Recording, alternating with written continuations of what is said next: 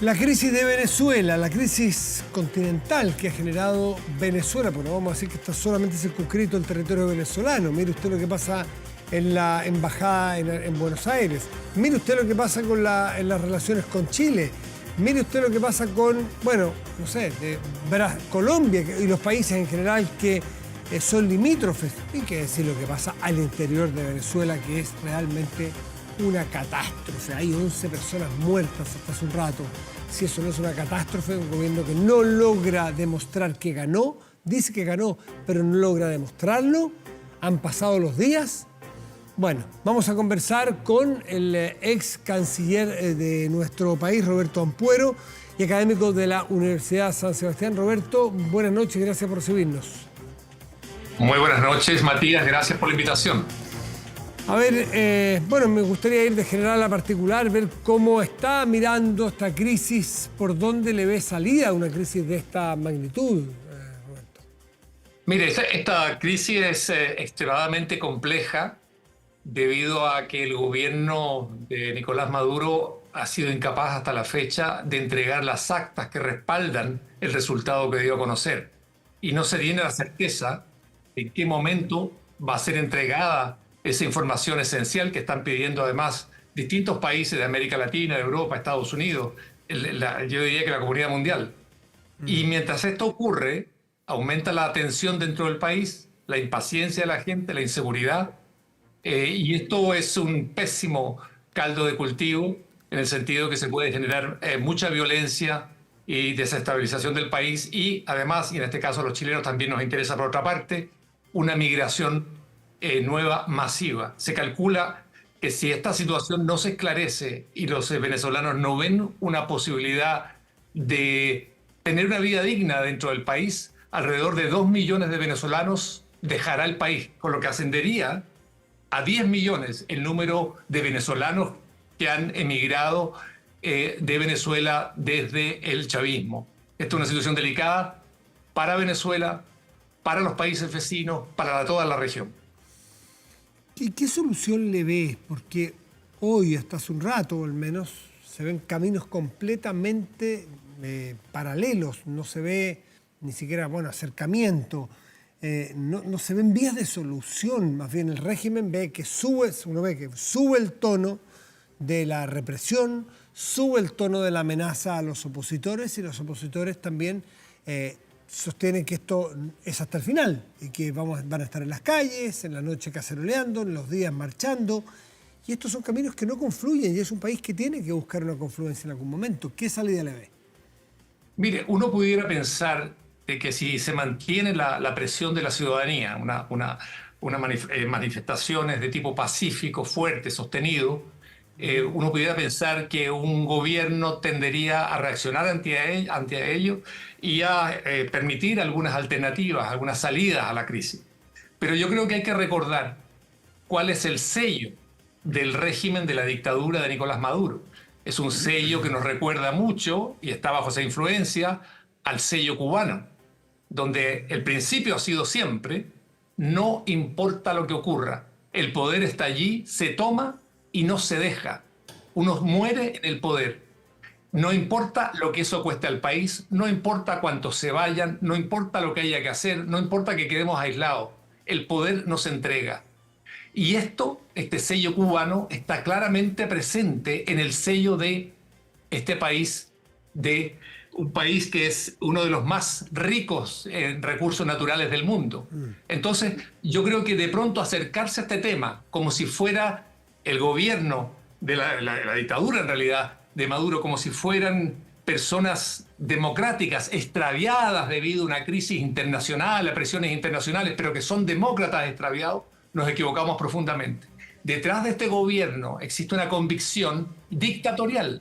Por algo es defendido de forma tan clara por el Partido Comunista de Chile, que está en el gobierno, eso no hay que olvidarlo, nuestro gobierno. Y por algo está Cuba detrás, asesorándola militarmente, en inteligencia, en lo que es su dirección política, en lo que son sus aliados. Entonces, yo creo que aquí de pronto choca el deseo y las buenas intenciones que se tiene dentro de una democracia en aprietos, que no es lo que está ocurriendo en Venezuela, con algo que es terrible como realidad.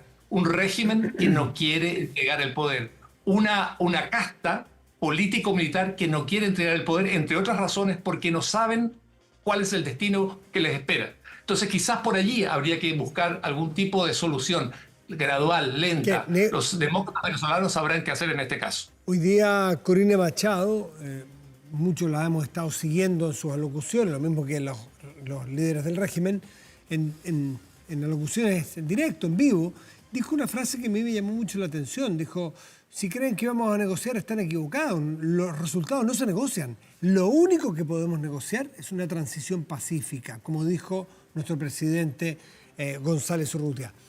O sea, abrió un camino a una negociación. ¿Qué pudiera haber allí? Usted que fue canciller, ¿cómo puede negociarse? ¿Qué puede negociarse? Mire, sí, yo tengo la impresión de que la oposición venezolana siempre ha estado dispuesta y ha estado consciente de que para salir de este mecanismo que se ha establecido dentro del Estado venezolano, de una casta política y además militar, con apoyo cubano, con apoyo del exterior, de Irán, con aliados como Rusia, por ejemplo, para salir de aquello va a ser necesario, en primer lugar, tener una fuerza dentro del país que permita ejercer presión para avanzar hacia la democratización.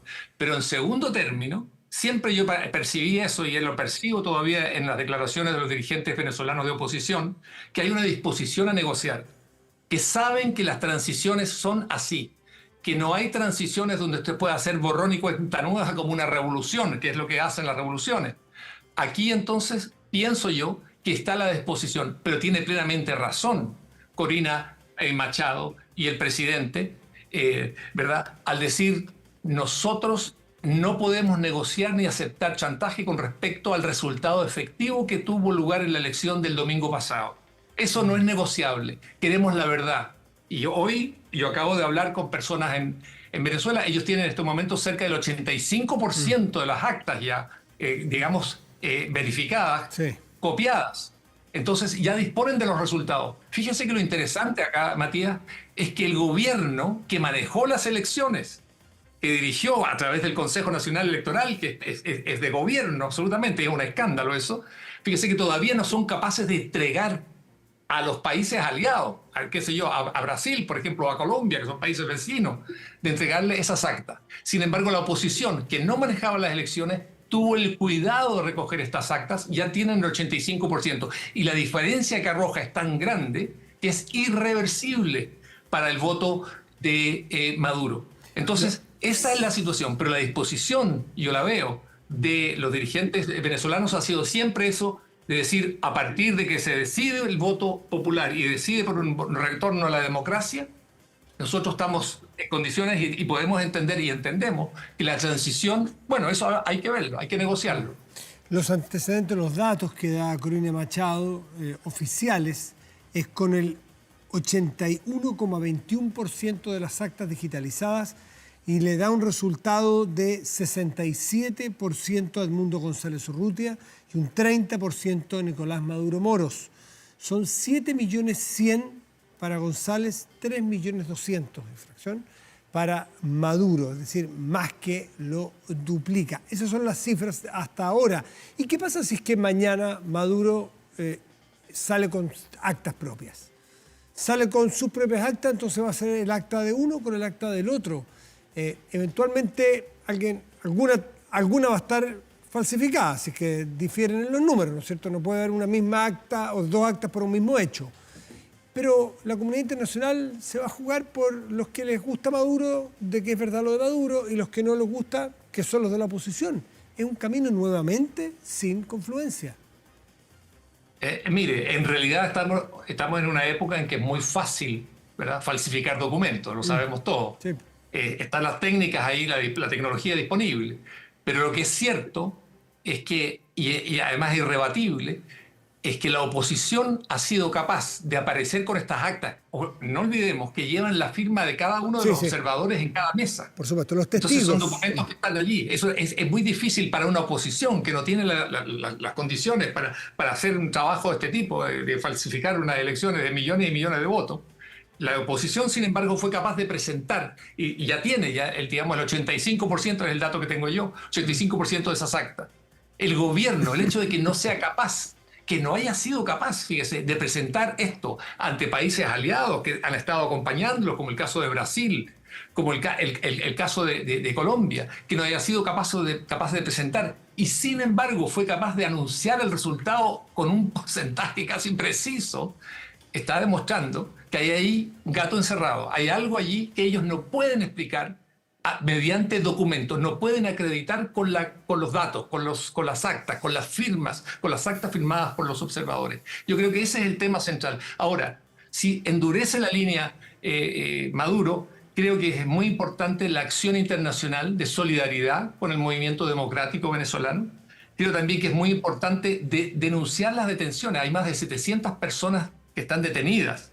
Ahí está circulando el rumor en estos momentos de que hay una orden ya de detención o de captura contra Karina Machado y contra el presidente, en este caso el electo, Edmundo González Urrutia. Y además están en peligro, los integrantes son 6 del comando electoral del candidato triunfante, que está en la Embajada Argentina, ya sabemos, ahora ya no funciona como tal. Todo esto entonces va a crear y está creando una situación de emergencia humanitaria, donde es necesario que la opinión pública democrática esté atenta, esté exigiendo las pruebas, esté exigiendo esclarecimiento de esto, esté exigiendo también que el gobierno de Maduro no se extralimite en la forma de trabajo, en su forma de perseguir a quienes piensan distinto, y actúe, por lo menos en este momento, de acuerdo a lo que corresponde en un país que quiere ser, por lo menos, reconocido con un tratamiento fair hacia la oposición.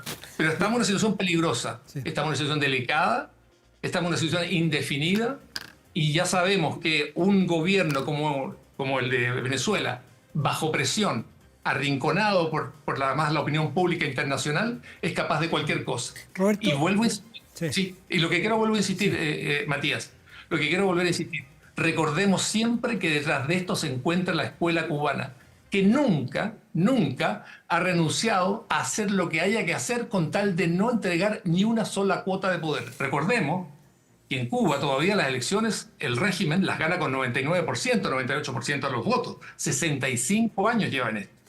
Esa es la escuela que está. Roberto Puro dice recién que lo central en todo esto es que el gobierno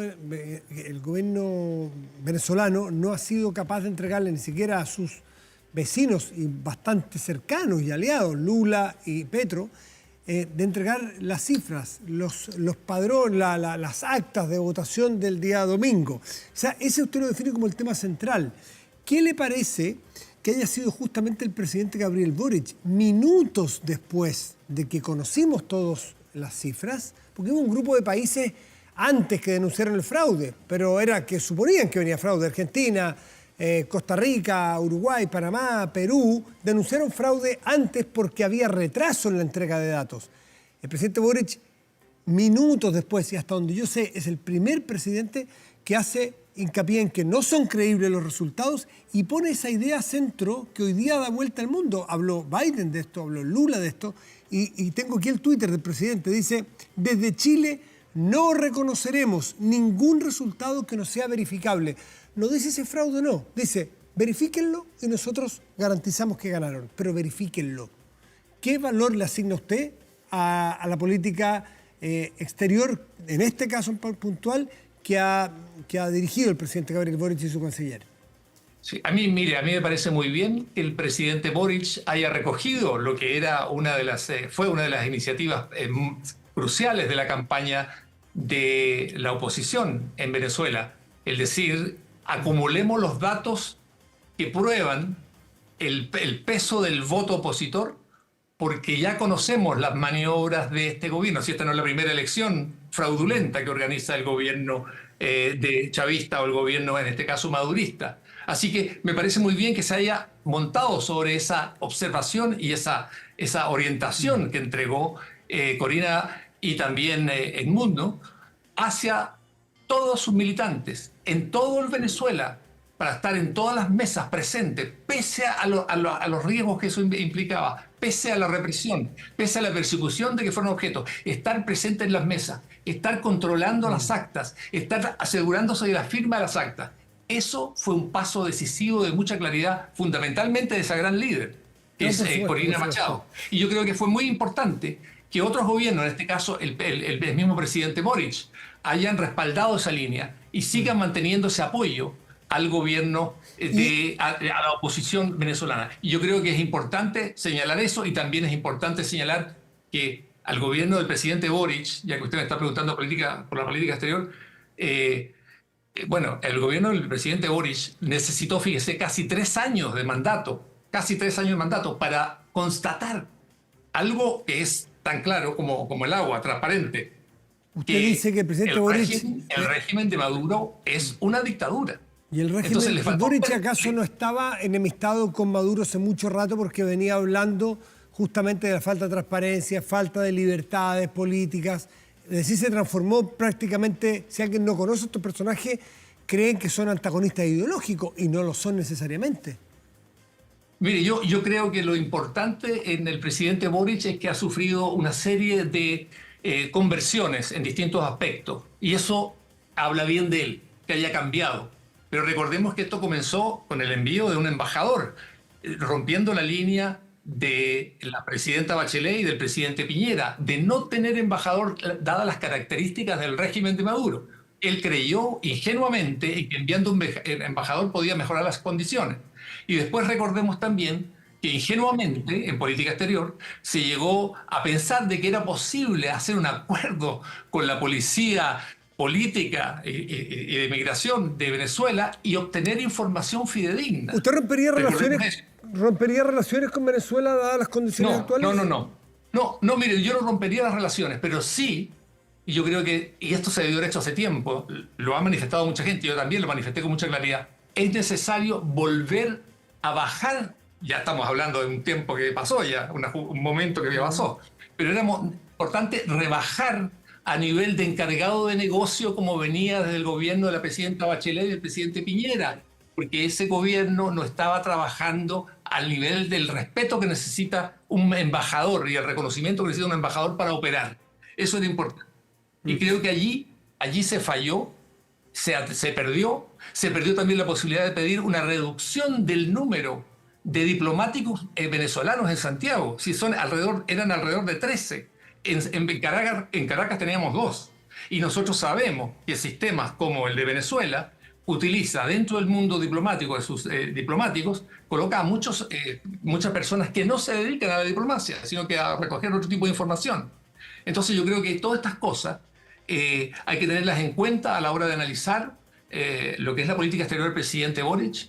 Un reconocimiento, me parece muy bien que apoye con claridad a Corina Machado y al presidente Edgardo González Urrutia, pero también debemos reconocer que tardó 3 años en darse cuenta de algo que tenía muy claro ya el gobierno anterior. Sí. Estamos ante una dictadura y respaldada por Cuba y con aliados que son de temer. Por último, Roberto Ampuero, ¿cuál es la circunstancia o los efectos prácticos del retiro del embajador y de todos los funcionarios diplomáticos en Chile y de la expulsión del embajador y de los funcionarios en Venezuela, de nuestro país?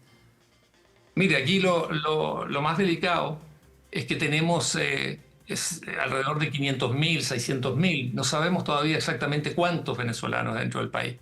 Y desde luego siguen siendo venezolanos y desde luego necesitan siempre tener algún tipo de vínculo con su país, y eso se logra o a través de los consulados o de las embajadas en términos oficiales. Creo que es muy importante recordar eso, y es muy importante recordar que si sigue aumentando esta crisis en Venezuela, pueden aumentar en 2 millones más los migrantes venezolanos, y eso va a tener un impacto en toda la región. Y yo quiero decir algo. Yo creo que es un insulto hacia los venezolanos acusarlos de que ellos dejan su país por invitaciones supuestas que reciben de otros países. Eso es una falta de respeto. La gente se va de su país cuando ya no tiene ninguna oportunidad, cuando no ve futuro en su país ni para él ni para su familia. Y se van a los países donde creen que pueden recibir su vida y que ofrecen mejores condiciones. Entonces, y para cerrar, creo que es muy importante tener en cuenta que si aumenta ahora la migración nuevamente, el régimen de Maduro de persistir en el gobierno va a infiltrar esto también con agentes, va a infiltrar también con delincuencia, va a infiltrar también con gente vinculada con el narco, que ha sido la práctica, que ha sido denunciada internacionalmente. Por algo el presidente, vamos a decir así, Maduro, tiene una recompensa por parte de Estados Unidos de 15 millones de dólares por sus vínculos con estos grupos delincuenciales. Roberto Ampuero, ex canciller, actual académico de la Universidad de San Sebastián. Gracias por estar con nosotros. Muy buenas noches. Muchas gracias por la invitación. Que esté muy bien.